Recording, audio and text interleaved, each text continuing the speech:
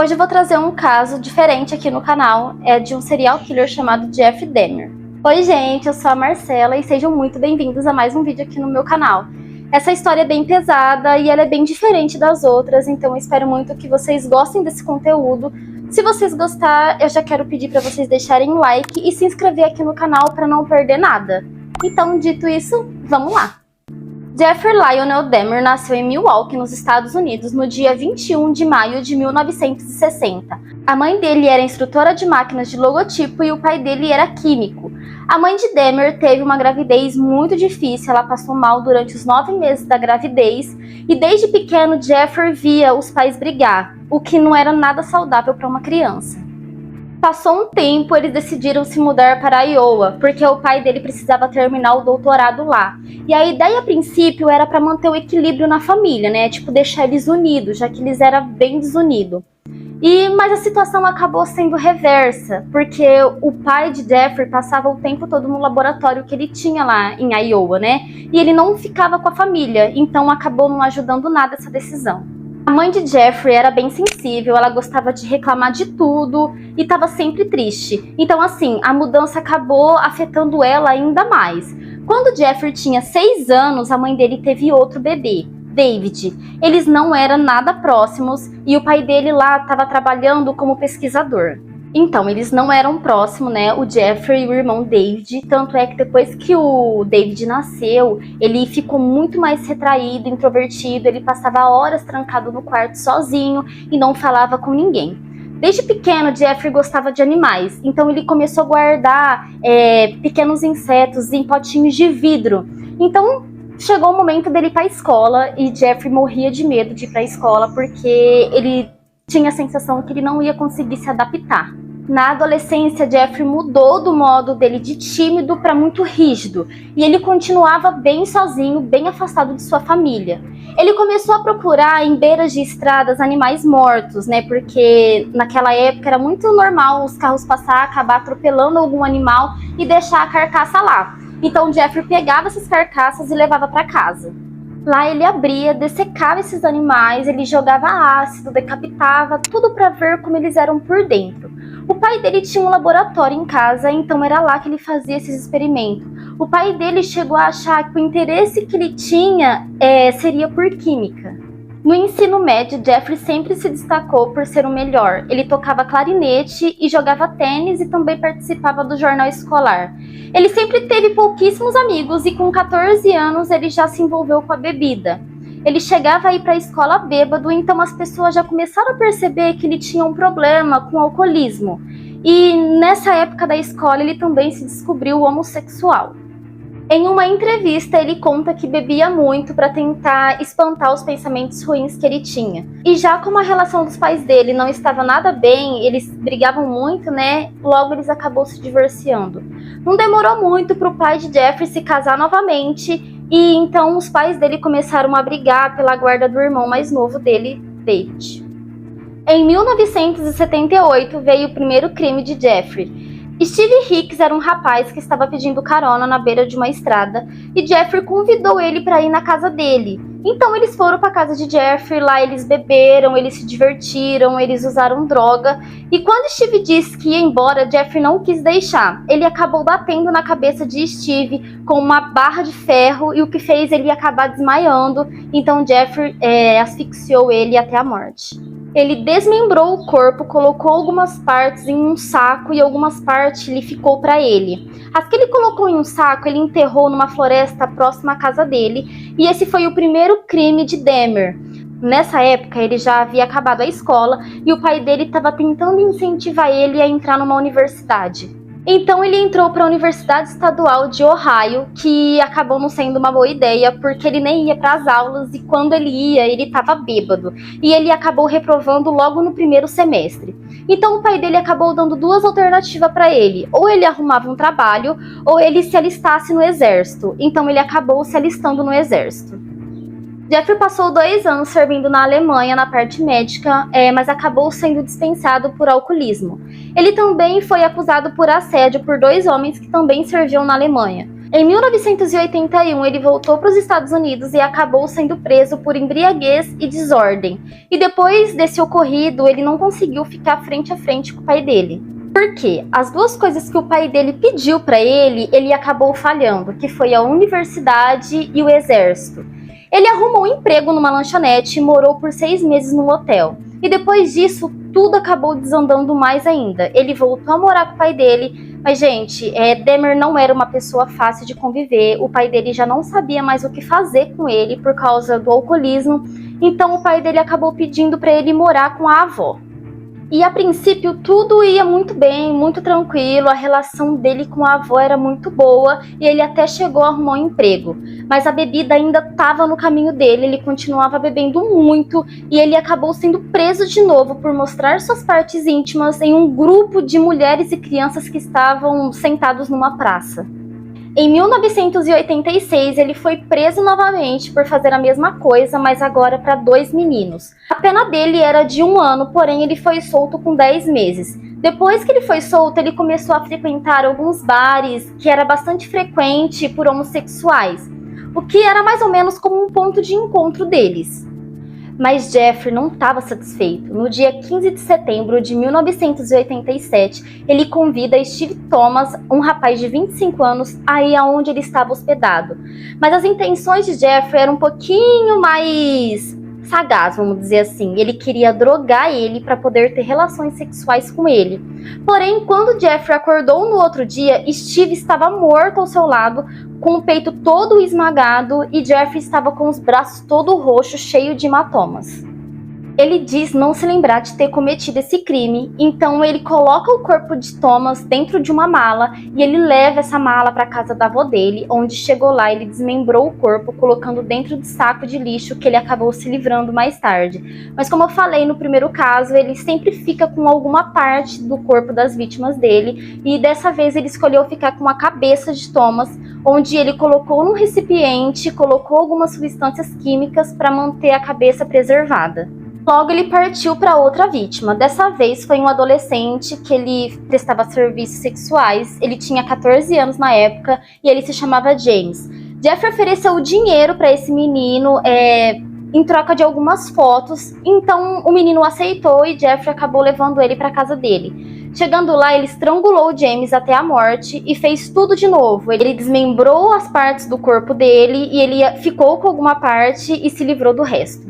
A próxima vítima foi no dia 24 de março de 1988, Richard Guerreiro, que tinha 22 anos. Ele conheceu ele num bar e ofereceu dinheiro em troca de serviços. Chegando lá, ele também estrangulou o Richard e praticou necrofilia, que era uma coisa bem comum que ele fazia com as outras vítimas também. E então ele desmembrou o corpo, ficou com uma parte e fez tudo igual às vítimas anteriores.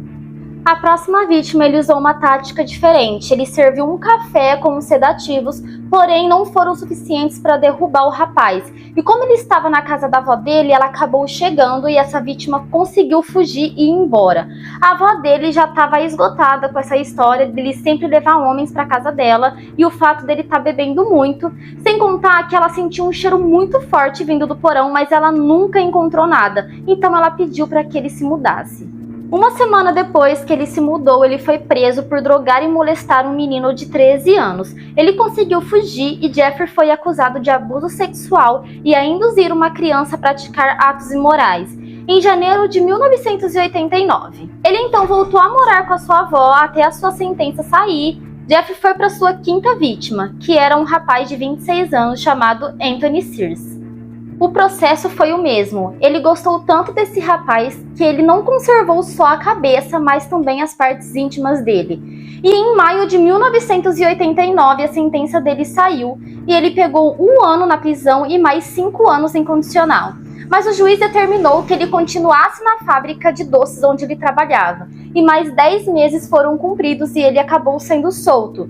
Em março de 1990, ele começou a condicional. Ele se mudou para um apartamento que o número era 213. E a sexta vítima chegou, Raymond Smith, que tinha 32 anos. E o método foi o mesmo. Ele decidiu preservar o crânio de Raymond do lado de outros que ele já tinha. E, gente, era sempre igual. Ele encontrava essas vítimas em bares, na rua, e ele dava a desculpa das fotos. Ele oferecia dinheiro e tal, e a pessoa ia para casa dele, onde chegava lá, ele dava sedativos para eles, né, drogas, para deixar a pessoa meia grogue, e acabava estrangulando eles e depois praticava necrofilia. Depois ele desmembrava o corpo e sempre ficava com alguma parte. Ele também chegava a conservar algumas partes da pessoa para poder comer depois, como o coração delas. Foram muitas vítimas dele, não dá para falar de todas aqui, porque o modo operante dele era muito pesado, mas ele sempre fazia igual com todas as vítimas. É muito difícil de acreditar o que ele fazia com o corpo dessas pessoas, entendeu? E, gente, é inacreditável até de pensar. Nessa época, ele teve depressão, ansiedade e pensamentos suicidas. E teve uma vítima que ele queria fazer alguma coisa diferente. Ele queria manter ele vivo, porém inconsciente, para ele poder usar o corpo dele, mas que ele tivesse o tempo todo desacordado como um boneco. E essa vítima foi o irmão mais novo de um cara que ele já havia molestado uns anos antes. E esse menino tinha 14 anos e Jeffrey mantinha ele totalmente desacordado. Um dia Jeffrey saiu do apartamento e esse menino acordou nu e desorientado e ele estava sangrando muito e ele conseguiu fugir e pedir ajuda. 3 mulheres chamaram uma ambulância porque ele estava sangrando muito e também chamaram a polícia. Mas Jeffrey viu o menino na rua com algumas pessoas em volta dele e ele foi lá tentar convencer o menino a voltar para o apartamento. Mas as 3 mulheres que ajudou ele não deixou ele voltar até que a polícia chegasse para conversar com o Jeffrey. E, gente, eu vou contar a história que o Jeffrey contou para a polícia. Primeiro, ele falou que o menino tinha 19 anos e que eles eram namorados e que depois de uma briga ele saiu desorientado porque ele usava drogas e a polícia acreditou. Calma que tem mais. Sem contar que a polícia também levou o menino de volta pro apartamento. A polícia levou ele de volta. Eles até sentiram um cheiro estranho que vinha do apartamento, mas eles não questionaram o Jeffrey nem nada. Eles então entregou aquele menino de 14 anos para aquele psicopata e que na mesma hora estrangulou ele, matando ele naquele mesmo segundo, assim que a polícia foi embora. E é estranho, né, a gente parar pra pensar que a polícia não quis nem saber o porquê que o menino tava nu, o porquê que o menino tava todo ensanguentado, sangrando. Eles em momento algum acreditou no que o menino falava, entendeu? Ele tava com um corte muito grande na cabeça e eles em momento algum quis saber. É difícil, gente. Até agora eu tô tentando entender isso. E ele continuou fazendo vítimas e mais vítimas até que no dia 2 de julho de 1991, Jeffrey levou Tracy Edwards, de 32 anos, para o seu apartamento. Ele deu alguns sedativos para ele, deixando ele meio desacordado e prendeu as mãos dele com uma algema na cama. Quando Tracy acordou, ele viu que Jeffrey queria manter ele preso ali. Tipo assim, mais uma vítima que ele ia tentar manter acordada, né, viva, né, no caso, com ele lá dentro do apartamento. Então, nesse momento, na hora que Tracy acordou, ele já meio que sacou o que estava acontecendo e pensou, eu preciso pegar a confiança desse cara. Ele estava preso na cama, né, como eu falei, e quando o Jeffrey chegava perto dele, ele falava pro Jeffrey que eles eram amigos, que ele não ia fugir de jeito nenhum. E aos poucos ele conseguiu fazer com que Jeffrey ficasse com ele na sala assistindo TV. E um segundo de distração, o Tracy acertou o rosto do Jeffrey com um soco e ele conseguiu fugir do apartamento. Ele acionou a polícia na mesma hora, só que a polícia viu que ele estava com a algema no braço, né? E eles precisavam da chave para conseguir tirar. Então eles voltaram ao apartamento. Agora o Tracy estava acompanhado de 2 policiais. Então os policiais pediram a chave das algemas e o Jeffrey falou assim que estava do lado da cama, que ele ia buscar. E a polícia falou assim, não, quem vai buscar sou eu. Eu vou entrar e eu vou pegar as chaves lá do lado da cama. Na hora que a polícia entrou no quarto, ele viu uma gaveta aberta e dentro dessa gaveta, gente, o horror. Um monte de foto em Polaroid de todas as vítimas que o Jeffrey fez durante todos esses anos. As fotos mostravam cenas chocantes de tudo que ele fazia com as vítimas. Várias de cabeças cortadas, os corpos desmembrados, uma foto mais absurda que a outra. E quando Jeffrey percebeu que os policiais haviam visto essas fotos, ele tentou atacar os dois, mas claro que ele não teve sucesso. Ele foi preso nesse dia e quando ele chegou na delegacia, ele não teve argumentos para questionar, tanto é que ele não falou nada, ele só falou uma seguinte frase, que ele devia estar morto depois de todas as coisas terríveis que ele havia feito. No apartamento dele foi encontrado 4 cabeças decapitadas, 7 crânios preservados, partes do corpo preservadas e congeladas na geladeira junto com a pele, um galão enorme com pedaços de 3 pessoas diferentes sendo dissolvidas em ácido. As fotos também contavam detalhadamente todo o horror que ele fez. Então, com todas essas provas contra ele, ele não fez nem questão de dar uma explicação. Ele confessou a morte de 17 pessoas, incluindo a primeira vítima, que havia sido há mais de 10 anos. Foram mais de 60 horas de entrevista com ele, onde ele contou com detalhes exatamente tudo que ele fazia e como que ele fazia, desde o momento em que ele encontrava as vítimas até as partes finais. Nessa entrevista, ele contou que queria construir um altar com os crânios e as partes das 17 vítimas. Em 1992, ele se diz culpado, porém a defesa alega que ele tinha problemas mentais. Mas a acusação disse que ele era bem ciente de tudo que ele fazia, que ele teve noção de tudo que ele fez, porque muitas das vítimas ele planejava antes, então ele tinha consciência sim. Várias consultas com vários psiquiatras foram feitas e cada um dizia uma coisa. Uns diziam que ele tinha transtorno de personalidade, outros disseram que ele tinha mesmo problemas mentais e que não sabia o que estava fazendo. 45 testemunhas foram ouvidas que diziam que ele tinha um comportamento estranho, tinha umas desordens mentais e sexuais. Então foi provado perante o juiz com provas que ele era capaz de segurar suas vontades. Na Alemanha ele nunca fez nada e na escola também não. Depois de 5 horas do júri deliberando, ele foi considerado são e ele foi acusado dos homicídios. Ele foi sentenciado a 15 prisões perpétuas consecutivas.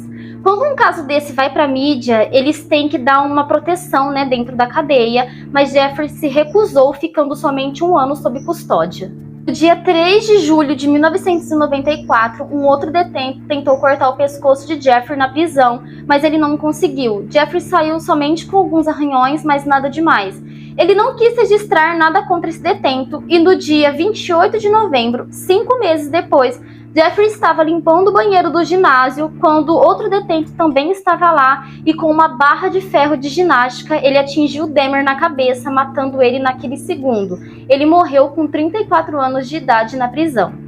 Várias universidades quis ficar com o cérebro dele para ser estudado, porém o pai dele não permitiu por causa de um testamento que Jeffrey fez pedindo para ser cremado após a morte. Então, em 1995, foi feita a vontade dele de ser cremado. Esse caso inspirou a série que está fazendo maior sucesso na Netflix, que tem por nome de Dahmer, um canibal americano. Esse foi o vídeo de hoje. Eu quero que vocês deixem aqui nos comentários o que vocês achou. É muito importante para mim saber se vocês estão gostando desses casos que eu estou trazendo aqui no canal. Então eu já quero pedir para vocês deixarem o like se você não deixou lá no começo do vídeo e se inscrever no canal para não perder nada. E beijo, até o próximo vídeo.